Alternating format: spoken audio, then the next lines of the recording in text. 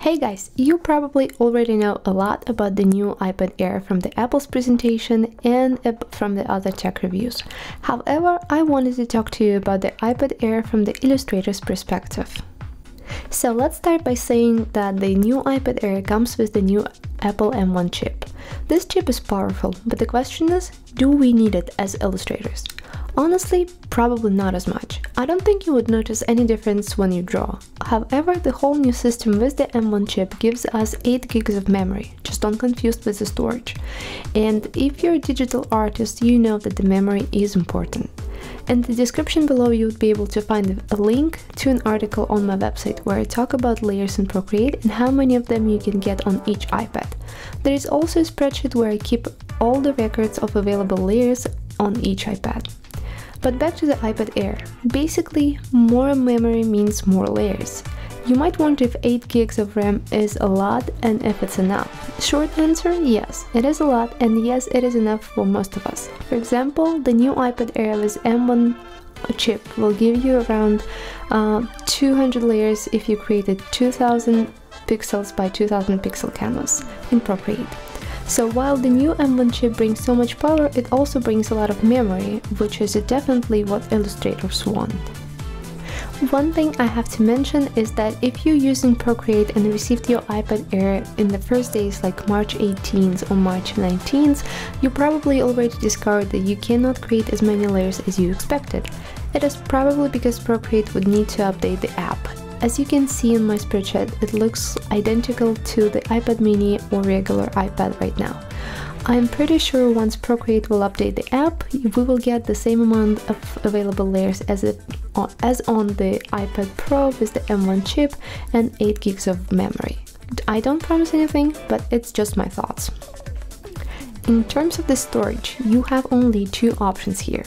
Either 64 gigs for $5.99 or 256 gigs for $7.49. I got iPad Air with the 64 gigs on purpose. I wanted to see if 64 gigs of storage is enough in terms of the drawing, and I have to say that it is not a lot and it's not enough. I had to delete other apps during the restoring from the backup to make sure that my Procreate with all my drawings can be properly restored on the new iPad. Obviously it might be different for you, but it's just a friendly reminder to check how much storage you're currently using. So what version of iPad you go with is entirely up to you, but the only thing I can tell you right now is just 64 gigs will be filled up pretty quickly and you probably would end up with needing more storage. Next, Apple Pencil. The iPad Air supports the Apple Pencil 2, which is totally awesome. Obviously, the Apple Pencil is not included with your iPad and you would need it to buy it separately for $129. There are also many other third-party options that you can go with. They will be cheaper, but if you would like to reveal the full potential of the drawing on the iPad, Apple Pencil 2 is a must. The design of the new iPad Air hasn't changed since the last model. It still comes with the nice boxy design and 5 colors. Blue is the new color that was added to the collection, and that's what I got here.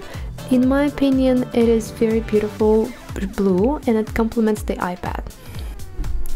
The power button at the top incorporates the Touch ID. In my opinion, it's a very good placement for the Touch ID and it's very reliable and works just fine. When it comes to the drawing on the iPad, I think in some situations Touch ID works a bit better than the Face ID. For example, when my iPad Pro is laying flat on the table, it doesn't always recognize my face. So I either need to bring my face directly over the iPad, lift it up, or just enter the passcode manually, which can be truly annoying sometimes.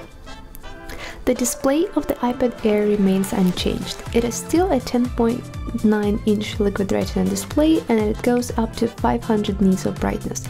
It also features advanced technologies like True Tone, P3 white color and the anti-reflective coating. For me, as an illustrator, the display is obviously very important and the quality of this display is impeccable. It is really good. But just one thing that this iPad doesn't have is the ProMotion feature, which is basically means that it has a 60 Hz refresh rate instead of the 120 Hz like on iPad Pro, which gives you the slightly smoother drawing experience. As for the cameras, the new iPad Air comes with the 12 megapixel ultra-wide front camera, which allows you to have a center stage feature. The back remains unchanged and it is the 12 megapixel camera.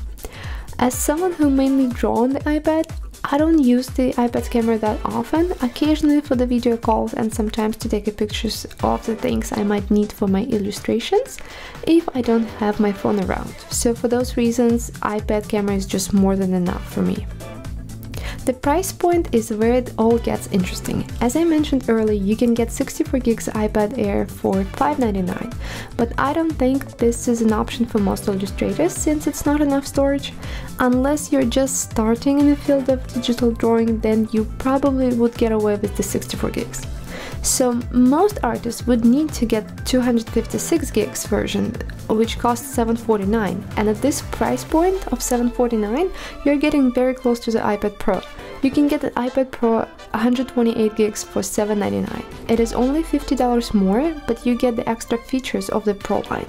So for me, it is basically choosing between 64 gigs for $599 and 128 gigs for $799. But again, at this point it all comes to your preferences. On one hand, you will get the newly designed iPad Air, which is almost an iPad Pro. On the other hand, you will get the iPad Pro, which is the top-notch tablet and comes with the ProMotion feature. I don't know, I would probably go with the iPad Pro, but again, the choice is yours. So, can I recommend this iPad to my fellow illustrators? Yes, I can. I love this iPad Air and this is everything I expected it to be. If you're someone who is currently shopping for an iPad, then getting the iPad Air makes total sense. This iPad is a great alternative to the iPad Pro. Just one thing you have to keep in mind, and in my opinion this little thing just makes it so hard to choose, and this is storage. If you're fine with 64 gigs, then you're good to go and you can buy the iPad Air. Anyways, whatever you choose, iPad Pro or iPad Air, I hope you love it, I hope you enjoy it, and I hope you have fun with this. Also, don't forget to create something beautiful every day. Thanks for watching, and please consider subscribing and liking this video, and I will see you in the next one. Bye!